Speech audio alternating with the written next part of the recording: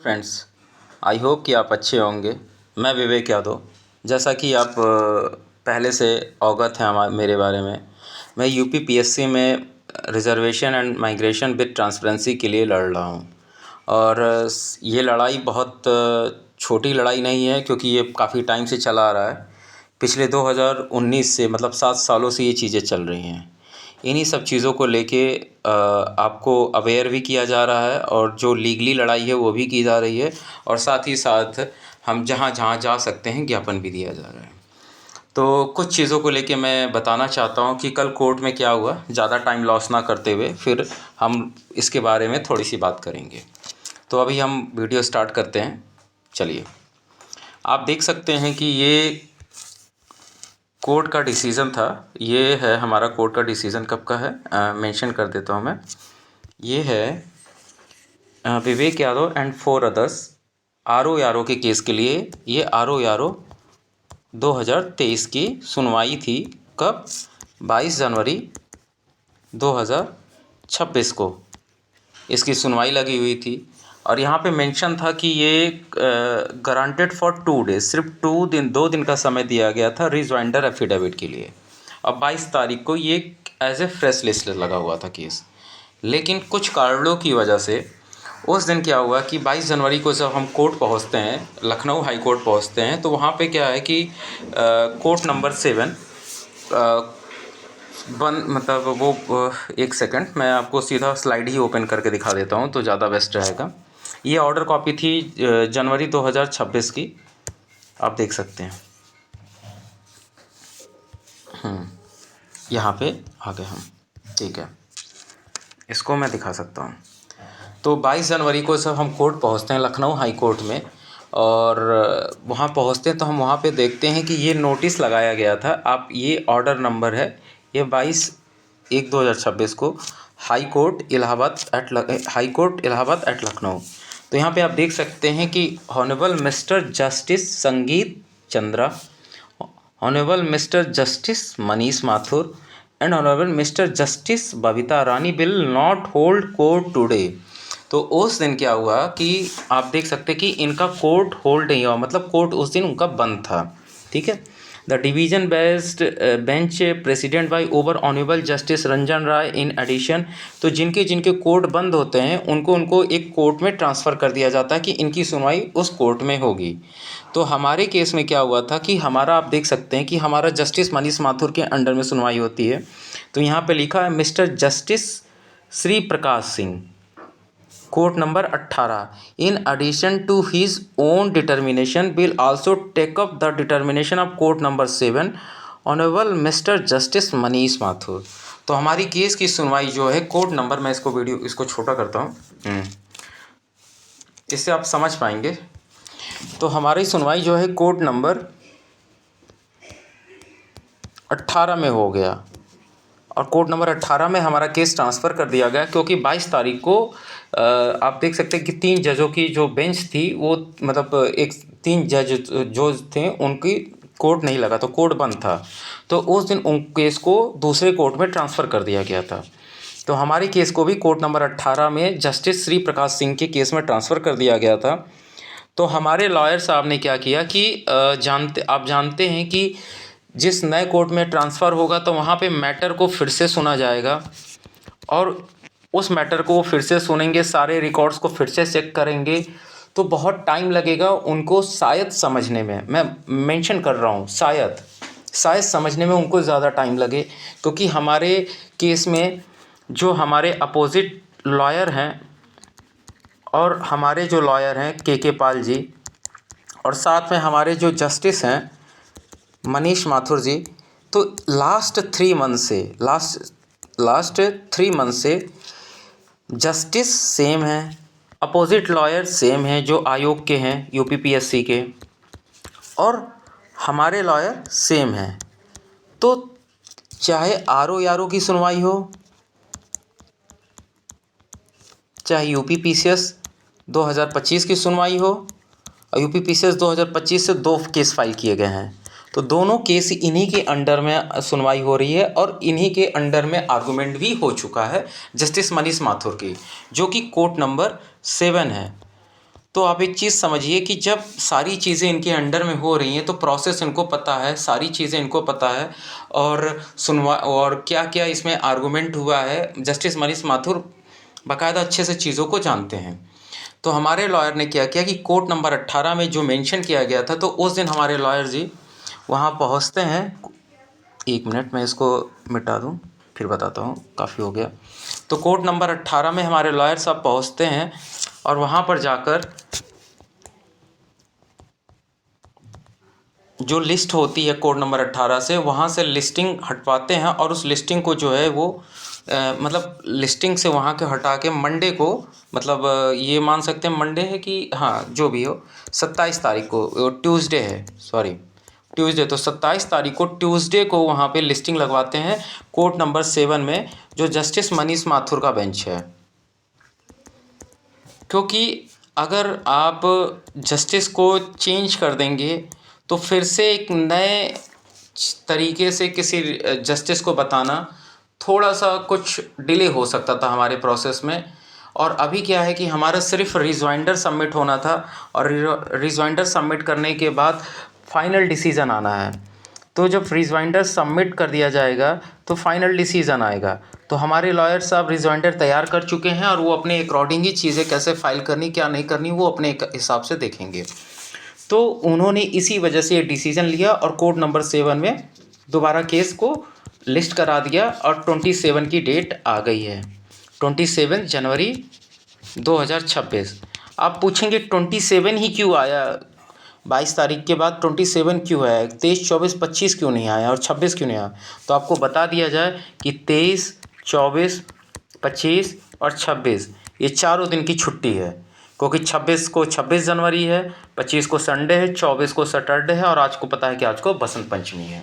तो कोर्ट में छुट्टी है और हमारे पास जो टाइम बचता है वो 27, 28, 29, 30, हमारे पास टोटल 4 दिन का टाइम बचता है। इसी 4 दिन में है हमें क्या करना है कि कुछ ना कुछ अपने फेवर में अगर डिसीज़न आ जाता है तो हमारी बहुत बड़ी जीत होगी, लेकिन हम बस संभावना व्यक्त कर सकते हैं, हम एफर्ट लगा सकते हैं, हम कोशिश कर सकते हैं, और हम जितना कोशिश करना चाहते हैं तो सारी कोशिशें कर रहे हैं हर एक लेवल पे, हर एक स्तर पे, आपको ये पता है। बाकी हमारी पूरी कोशिश है कि किसी भी तरह से आर ओ मेंस पे एक स्टे लग जाए और माइग्रेशन के साथ रिवाइज रिज़ल्ट जारी किया जाए। हमारे लॉयर ने बहुत मेहनत कर रहे हैं, बहुत ज़्यादा मेहनत कर रहे हैं, और शायद ही आप आज तक मेरे ख्याल से तो मैं जब से यूपीपीएससी की प्रिपरेशन कर रहा हूँ तो मैंने कभी ऐसा देखा नहीं है, मैंने कभी ऐसा देखा नहीं है कि यूपीपीएससी में इस तरीके से आयोग को कोर्ट में बार बार आना पड़े और हर बार एक डेट हमें मिलती जाए और उस डेट की सुनवाई होती रहे। अभी तक सारी चीज़ें हमारे फेवर में ही होती रही हैं, बस 22 तारीख को कोर्ट होल्ड ना होने की वजह से वो ये आप कह सकते हैं कि ये कभी कभार हो जाता है, इसीलिए संभावना बात की जाती है, कभी कभी ऊपर नीचे थोड़ी चीज़ें होती हैं। हाँ, अभी तक सारी चीज़ें फेवर में हो रही थी, इसी वजह से सारी चीज़ें आपने देखा होगा कि आयोग की तरफ से भी चाहे एडमिट कार्ड हो, चाहे कैलेंडर हो, चाहे यूपीपीसीएस 2026 का नोटिफिकेशन हो, सब होल्ड हुआ है। और एडमिट कार्ड चूँकि अब 22 तारीख का डेट ओवर होने वाला है और थोड़ा सा हमें और वेट करना पड़ेगा, तो चीज़ें हमारे फेवर में आ सकती हैं जिस दिन। और देखिए, अब मैं एक चीज़ और क्लियर कर देता हूँ कि एडमिट कार्ड अगर आयोग जारी भी कर देता है, मैं एक बात बता देता हूँ कि आर ओ 2023 का एडमिट कार्ड अगर आयोग जारी भी कर देता है तो उससे क्या ही हो जाएगा, क्योंकि आप उत्तराखंड केस में देख सकते हैं कि एक दिन पहले जजमेंट आता है और सारा का सारा उनका रिवाइज रिज़ल्ट की बात करती जाती है उत्तराखंड में। आपने देखा होगा कि माननीय हाई कोर्ट ने वहाँ पे ये बात बोली थी रिवाइज रिज़ल्ट की। ठीक इसी तरीके से अगर एडमिट कार्ड जारी भी हो जाता है तो आपको पैनिक होने की ज़रूरत नहीं है। जिन लोगों का एग्ज़ाम है उनसे मैं एक ही रिक्वेस्ट करूँगा कि आप अच्छे से पढ़ाई करते रहिए और पूरी ताकत के साथ पढ़ाई करिए, क्योंकि आप सेलेक्ट हुए हो तो कहीं ना कहीं आपके मार्क्स बहुत ज़्यादा रहे होंगे तभी आप सेलेक्ट हुए हैं। जो भी रिज़र्व कैटेगरी के स्टूडेंट है और जो भी अनरिज़र्व कैटेगरी के स्टूडेंट हैं, मेरा किसी भी स्टूडेंट से कोई इश्यू नहीं है, कोई दिक्कत नहीं है, सभी अपने अपने राइट्स के लिए लड़ रहे हैं, हम लोग भी अपने राइट्स के लिए लड़ रहे हैं। तो जिनके भी नंबर ज़्यादा हैं, जिनका भी सिलेक्शन हुआ, वो पूरी तरीके से मेहनत करते रहे, बाकी हम लड़ाई लड़ ही रहे हैं। जब जिस दिन अगर सपोज़ दैट कि डिसीज़न 27 तारीख को सुनवाई है और 27 या 28 में कभी भी हमारे अगर फेवर में कोई भी डिसीज़न आ जाता है, तो एडमिट कार्ड जारी करने से कुछ नहीं होगा। फिर चीज़ें हमारे फेवर में अगर आ जाती हैं, कोर्ट ने अगर फाइनली डिसीजन दे दिया, तो इन्हें अपना रिवाइज रिज़ल्ट करना पड़ेगा माइग्रेशन के साथ। तो ये हम एक उम्मीद कर सकते हैं, एक होप कर सकते हैं, एक संभावना व्यक्त कर सकते हैं। अब मैं थोड़ा सा आगे बढ़ता हूँ, मैं दिखा देता हूँ कि कोर्ट की कौन कौन से डेट लगी हुई हैं, तो आपको चीज़ें और क्लियर हो जाएंगी। फिर मैं डिटेल में बात करता हूँ। आप लोग पैनिक बहुत जल्दी हो जाते हैं, बहुत से लोग मुझे कॉल मैसेज करने लग जाते हैं कि सर क्या हुआ क्या नहीं हुआ। आपको थोड़ा सा धैर्य बना के रखना चाहिए। जब लड़ाई लंबी लड़ी जाती है तो धैर्य भी बना के रखना चाहिए। आपको भी पता है कि चीज़ें काफ़ी टाइम से चल रही थी, पिछले 7 सालों से चल रही थी, उन चीज़ों में सुधार करना है। तो 7 साल की चीज़ के लिए हम लड़ रहे हैं, तो अगर हमने 4 मंथ में यहाँ तक पहुँच गए हैं, यही हमारे लिए बहुत बड़ी बात है। चलिए मैं आगे की बात करता हूँ। रिट ए 217/2026 ये PCS का है आई थिंक। हाँ, एक मिनट मैं देखता हूँ कौन सा ओपन हो गया। हाँ, रिट ए 1577। हाँ ठीक है, चलिए मैं क्लियरली बता देता हूँ। हमारे लॉयर साहब ने क्या किया कि जो केस की सुनवाई थी, तीनों ही केस की सुनवाई एक ही दिन में कर दिया है। आप ये देख सकते हैं कि ये है रिट नंबर 217। ये यूपी PCS का फाइल किया गया था, ये यूपी PCS का फाइल किया गया था। जो सेकंड पिटीशन था 217 जो फाइल हुआ था, कब फाइल हुआ था? 8/1/2026 को फाइल हुआ था और डेट ऑफ रजिस्ट्रेशन 9/1/2026 को था। तो ये सेकंड पिटीशन था, वो फाइल हुआ था, उसकी भी डेट मेंशन कर दी गई है। उसकी date as a fresh mention की गई है। आप देख सकते हैं 27 जनवरी डेट फिक्स की गई है एज ए फ्रेश। अभी आपको ये कोर्ट नंबर और ये जो कॉज लिस्ट है, ये सारी चीज़ें मेंशन कर दी जाएंगी, और लखनऊ के उत्तर प्रदेश में, ठीक है। अब इसमें जो मेन पिटिशनर थे वो भी मैं मेंशन कर देता हूँ, ताकि आपको माइंड में बना रहे कि हमारा केस नंबर क्या है। तो ये 217 नंबर का केस नंबर है यूपी PCS 2025 के लिए।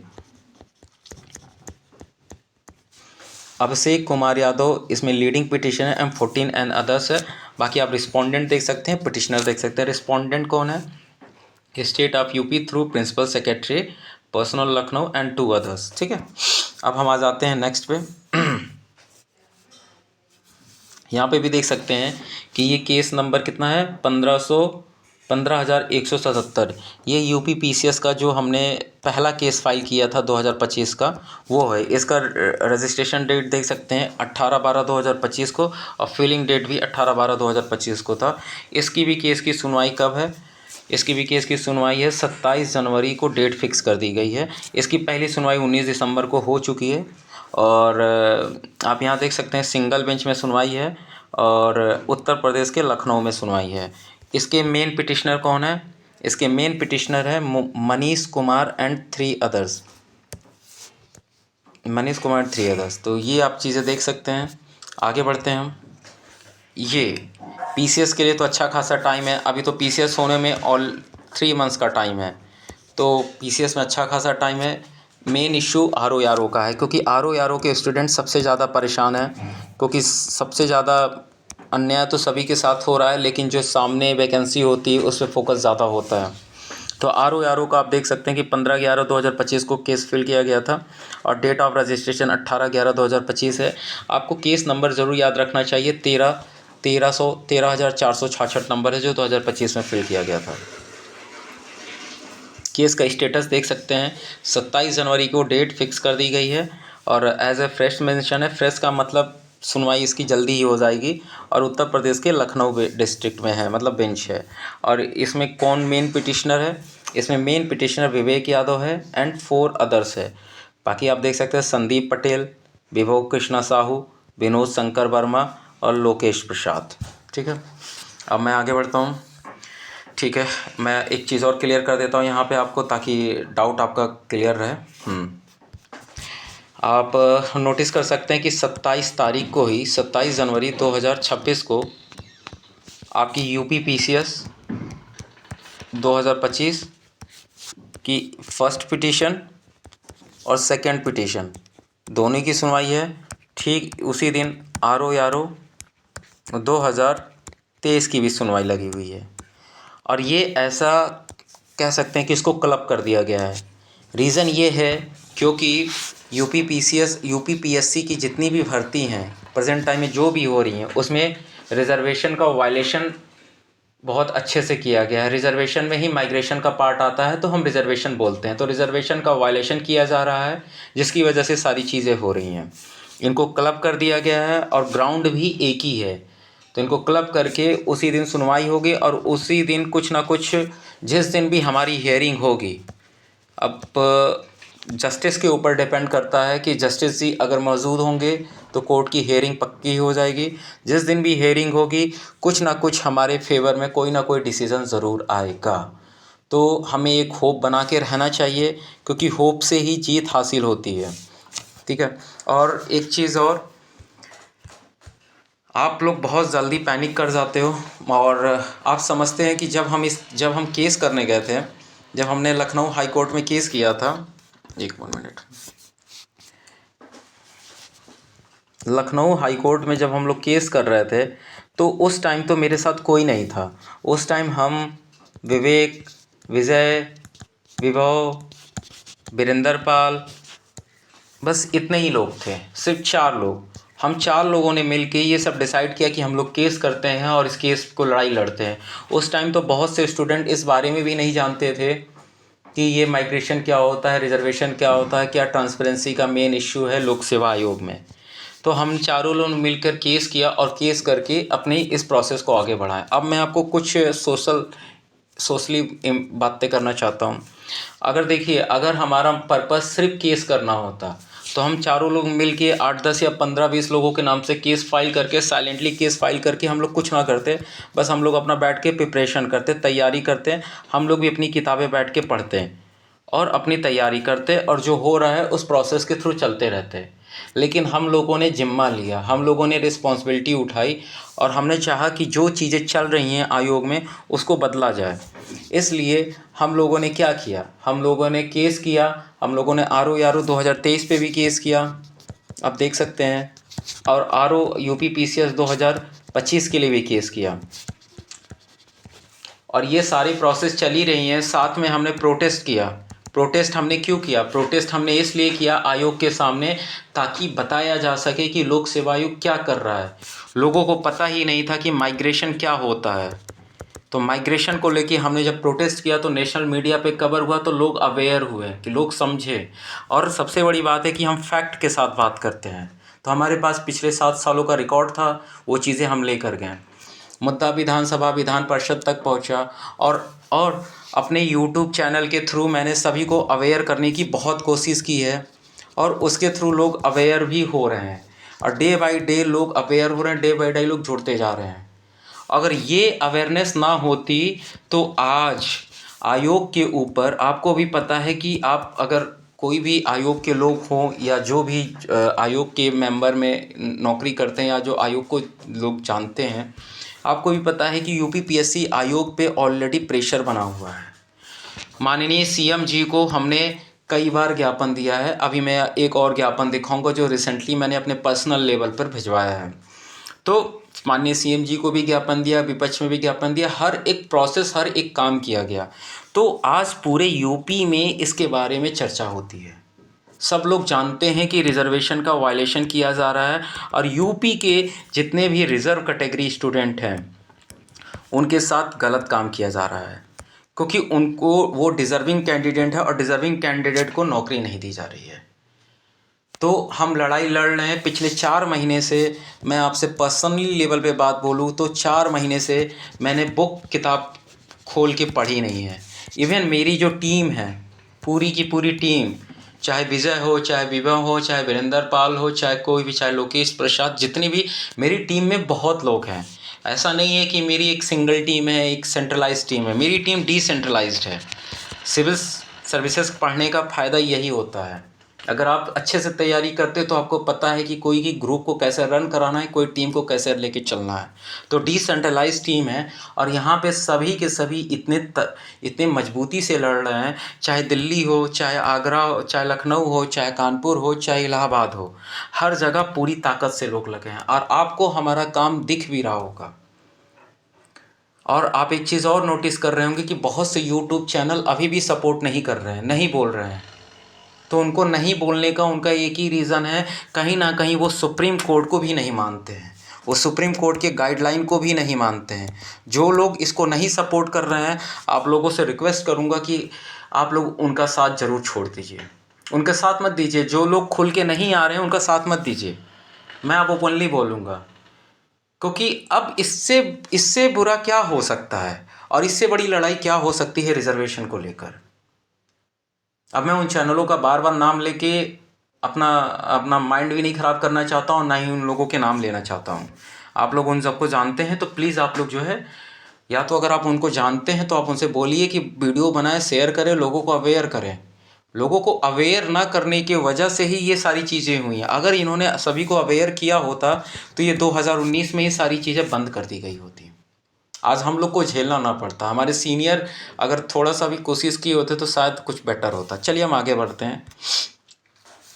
जिनको भी लगता है कि कोई भी केस कर देना बस बहुत इजी होता है, बहुत मेहनत लगती है। आप देख सकते हैं कि लखनऊ हाई कोर्ट में मैं गया था, मेरे साथ विजय भाई हैं और मैं हूँ और विनोद भाई हैं, विनोद वर्मा। तो विवेक यादव, विजय सोनी और विनोद वर्मा।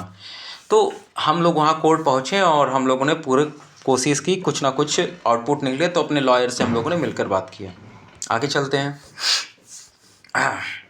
मुझे एक बात नहीं समझ आ रहा है कि क्या यूपी पीएससी आयोग सुप्रीम कोर्ट से भी बड़ा है क्या, या हमारी स्टेट गवर्नमेंट भी सुप्रीम कोर्ट से बड़ी है।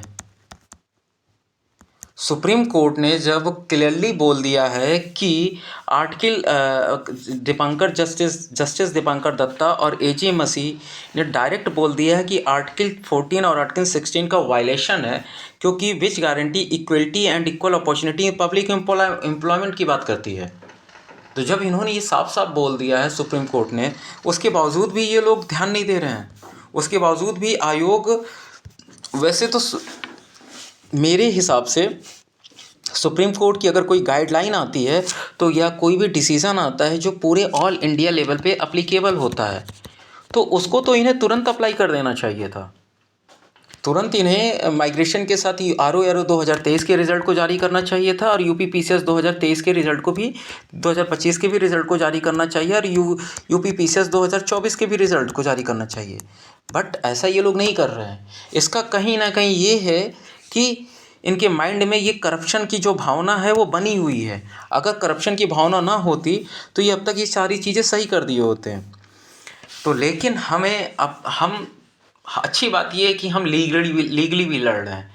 तो जब भी हाई कोर्ट का डिसीज़न आएगा तो इन्हें ये चीज़ तो माननी पड़ेगी, आज नहीं तो कल, आज नहीं तो कल इन्हें मानना पड़ेगा, क्योंकि ये सुप्रीम कोर्ट का डिसीज़न है। जब रजत यादव के केस में, रजत यादव वर्सेस श्याम बी कृष्णा, रजत यादव वर्सेस राजस्थान में ऑलरेडी डिसीजन दे दिया गया है, पहला डिसीजन। दूसरा airport authority of India versus Shyam B Krishna, इसमें भी डिसीजन दे दिया गया है। और सब में यही बोला गया है कि जो रिज़र्व कैटेगरी के स्टूडेंट हैं, अगर इनके नंबर ज़्यादा हैं तो इनके अनरिज़र्व कैटेगरी में माइग्रेट किया जाएगा। इतना बड़ा डिसीज़न आने के बाद भी ये नहीं कर रहे हैं। कोई बात नहीं, मत करिए, लेकिन जब भी हाई कोर्ट से, लखनऊ हाई कोर्ट से डिसीज़न आएगा तो इनको रिज़ल्ट माइग्रेशन के साथ जारी करना पड़ेगा। RO 2023 और यूपी PCS 2025 और यूपी PCS 2024। अब मैं बताता हूँ क्यों। आप देख सकते हैं कि यूपी PSC असिस्टेंट इंजीनियर का केस हुआ था, सिंगल बेंच का डिसीजन था, आयोग ने मेंस करा लिया। आफ्टर मेंस के बाद ये क्या कर रहे हैं, क्या इन्होंने इसका रिजल्ट जारी कर दिया? नहीं जारी कर पाए। क्यों? नहीं कर सकते हैं, क्योंकि सुप्रीम कोर्ट का भी डिसीजन है और ये संविधान का उल्लंघन भी है और रिजर्वेशन के खिलाफ भी है। एग्रीकल्चर का रिजल्ट फंस गया। तो आगे जितने भी रिजल्ट हैं जो लोक सेवा आयोग करा रहा है, चाहे LT ग्रेड, GIC, कोई भी एक एग्ज़ाम करा रहा हो, वो सारे रिजल्ट फंसते जाएंगे। तो आयोग 2027 में गवर्नमेंट को क्या दिखाएगा कि सर मैंने सारे एग्ज़ाम करा लिए और सारे एग्ज़ाम के रिजल्ट मैं जारी नहीं कर सकता क्योंकि हाई कोर्ट का, सुप्रीम कोर्ट का डिसीज़न है। तो कहीं ना कहीं ये फंसेंगे ही। ये जितना भी इनको चालाकी करना है कर लेने दीजिए, जो भी करना चाहते हैं कर लेने दीजिए। हम लड़ाई लड़ रहे हैं, ये रिजल्ट नहीं जारी कर पाएंगे। आई होप कि डिसीज़न हमारा जल्दी आ जाए। अगर डिसीज़न जल्दी आ जाएगा तो इनको माइग्रेशन के साथ रिज़ल्ट जारी करना पड़ेगा, और अगर रोस्ट से रोस्ट कंडीशन भी होगा तो ये रिज़ल्ट नहीं जारी कर पाएंगे, क्योंकि एग्रीकल्चर का एग्ज़ाम होता है 2024 में प्री, 2025 में मार्च में मेंस हो जाता है। उसके बाद तब से इनका रिज़ल्ट फंसा हुआ है। इसी तरह से असिस्टेंट इंजीनियर का फंसा हुआ है, और इसी तरह से आगे भी सारे रिज़ल्ट फंसते जाएंगे। अब आयोग को डिसाइड करना है कि उन्हें क्या करना है क्या नहीं करना है, कि वो जो संविधान का संरक्षक है उसको मानना है कि नहीं मानना है। ये आयोग के ऊपर छोड़ दिया गया है। और सबसे बड़ी बात यह है कि जब केस किया गया था UPPCS का 2025 का या RO का, तो आपको एक बात और क्लियर कर देते हैं कि ऐसा नहीं है कि सिर्फ आयोग को संज्ञान में लिया गया है या आयोग को अवगत कराया गया है, राज्य सरकार से भी सवाल पूछा गया है। तो आयोग और राज्य सरकार दोनों लोगों से सवाल पूछा गया है कि रिजर्वेशन का वायलेशन हो रहा है, इस पे अपनी जो भी जवाब दाखिल करना है जवाब दाखिल करिए। तो जो लड़ाई हम लड़ रहे हैं वो लड़ाई बहुत बड़ी लड़ाई है, और उस लड़ाई में हम पूरी ताकत के साथ लड़ रहे हैं। चलिए मैं आगे चलता हूँ, कुछ चीज़ें और क्लियर करता हूँ। कट ऑफ को लेके मैं कई बार दिखा चुका हूँ, बस एक बार आपको एक रिव्यू कराना चाहता हूँ कि पता नहीं बहुत से लोग पहली बार वीडियो देखते हैं। ये UPPSC के थ्रू ये एग्ज़ाम कराए गए हैं, तो कुछ कट ऑफ हैं आप देख सकते हैं। तो मैं बार बार नहीं बोलूँगा, बस आप देख लीजिए ये कट ऑफ कि किस तरीके से OBC की कट ऑफ है और किस तरीके से अनरिजर्व की कट ऑफ है, और OBC की कट ऑफ आप देख सकते हैं। तो ये आप देख सकते हैं। मैं आगे बढ़ता हूँ। एक कट ऑफ और है जो मैं बताना चाहूँगा, क्योंकि इसके बारे में मैंने नहीं बताया था। GIC नागरिक शास्त्र 2020 की वैकेंसी है। अनरिजर्व की 193 जाती है, EWS की 221 नंबर जाती है, OBC की 220 नंबर जाती है, और SC कैटेगरी 96 नंबर जाती है। जो लोग सोच रहे हैं कि हम SC ST की कट ऑफ कम जा रही है, कोई दिक्कत नहीं है, उनकी भी कट ऑफ आप देख सकते हैं GIC में ज़्यादा गई थी। और ये कट ऑफ ऑफिशियल नहीं है, ये कट ऑफ RTI से 2024 में पता चला है। ठीक इसी तरह से GIC गणित की वैकेंसी की देख सकते हैं, 122 नंबर अनरिजर्व की जाती है, EWS की 155 नंबर। बताइए कहाँ से लड़का फाइट करेगा। और 148 नंबर OBC की जाती है।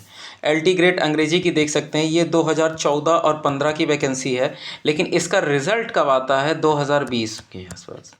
तो रिज़ल्ट चूँकि 2020 में आएगा तो ऑब्वियस चीज़ें क्या हो जाएंगी, माइग्रेशन बंद हो जाएगा। तो 64 नंबर गई है अनरिजर्व की, OBC की गई है 87 नंबर, SC की गई है 81 नंबर। ना SC बचा है, ना ST बचा है, ना OBC बचा है, ना EWS बचा है, ना फीमेल बची है, ना PH बचा है, कोई नहीं बचा है। तो आप इसको एक बार और अच्छे से देखिएगा, मंथन करिएगा। और कोई भी लड़ाई अगर लड़ी जाती है तो बहुत बहुत हिम्मत के साथ चलना पड़ता है, बहुत पेशेंस के साथ और धैर्य के साथ चलना होता है। जो कार्य 7 सालों में पूरे सिस्टम को ख़राब कर दिया है, और इस माइग्रेशन रिजर्वेशन की वजह से उसके ख़िलाफ़ हम लड़ाई लड़ रहे हैं। और हमें लड़े हुए कितने मंथ हुआ, अभी 4 मंथ हुआ। 4 मंथ में अगर हमने किसी एक पर्सन को भी इस पर्टिकुलर मैटर को लेके अगर अवेयर कर पाए हैं तो हमारी यही बहुत बड़ी जीत है। और मेरे ख्याल से मेरे YouTube चैनल पे जितने लोग जुड़े हैं, चाहे मेरे टेलीग्राम चैनल पे जितने भी लोग जुड़े हैं, और जो भी लोग जहाँ हैं वहाँ पे तो सभी लोग अवेयर हो रहे हैं डे बाय डे। तो ये अवेयरनेस ही, चाहे गवर्नमेंट हो, चाहे आयोग हो UPPSC का, एक सोशल प्रेशर बनाता है।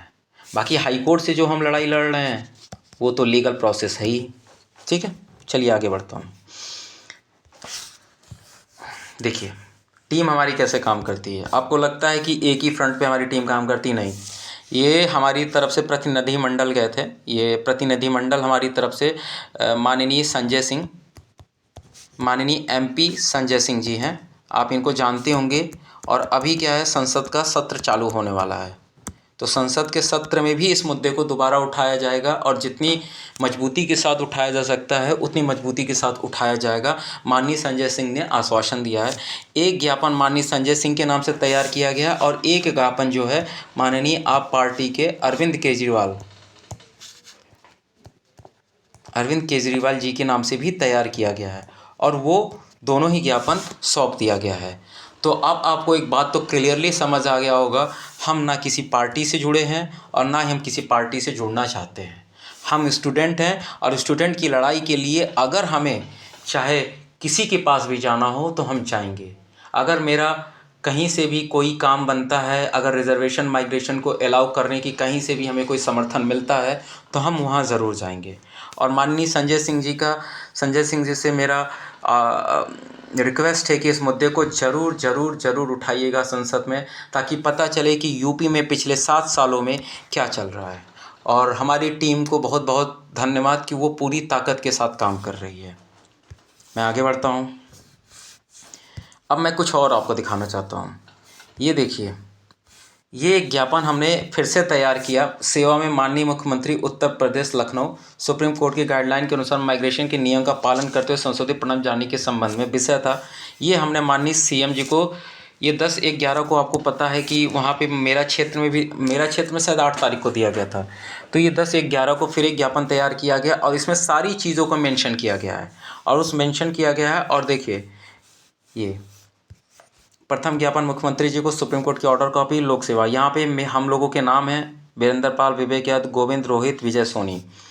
और ये ज्ञापन मैंने पर्सनली लेवल पे माननीय CM जी को, जो हमारे उत्तर प्रदेश के मुखिया हैं, अगर वो हमारी बात सुन रहे हैं तो उनसे एक रिक्वेस्ट है माननीय CM जी से कि हमारे इस इश्यू पे ध्यान दीजिए। UPPSC आयोग को निर्देश दीजिए कि वो सभी भर्तियों में जो UPPSC के थ्रू एग्ज़ाम होते हैं उनमें रिजर्वेशन का सही से पालन हो, माइग्रेशन को अलाउ करें और ट्रांसपेरेंसी को भी अच्छे से मेंटेन किया जाए, जैसे बिहार BPSC में चीज़ें होती हैं। तो मैंने ये ज्ञापन फिर से पहुंचाया है और माननीय CM, जहां तक मुझे चीज़ें पता हैं तो माननीय CM को हमारी जो बात है, हमारी जो इश्यू है, उनको संज्ञान है हमारे इश्यू का। बस उनसे रिक्वेस्ट है कि अगर आप मेरी बात सुन रहे हैं तो प्लीज़ इस मैटर को देखिए, क्योंकि आपकी सरकार में आपके अधिकारीगण कुछ नियम और रूल बना के रिजर्व कैटेगरी के स्टूडेंट का लॉस करा रहे हैं। तो कृपया करके आप इस पे ज़रूर ध्यान दीजिए। अब हम आते हैं कुछ और 1-2 पॉइंट पर। ठीक है, मैंने ज़्यादातर सारे पॉइंट बता दिए हैं। बस मैं इतना कहना चाहूँगा कि आप लोग थोड़ा सा होप बना के रखिए। होप बना के रखेंगे तभी कोई लड़ाई जीती जाती है। कोई भी चीज़ ऊपर नीचे होती है, आप तुरंत परेशान हो जाते हैं, कॉल और मैसेज करने लग जाते हैं। थोड़ा होप रखिए। कोई बड़ी लड़ाई लड़ने के लिए धैर्य भी रखना ज़रूरी है। जब धैर्य रखेंगे तभी जीतेंगे। ठीक है। दूसरी चीज़, जो भी होगा मैं आपको अपडेट करूंगा, बताता रहूँगा क्या क्या चल रहा है, क्या नहीं चल रहा, वो सब चीज़ें करता रहूँगा UPPSC के में।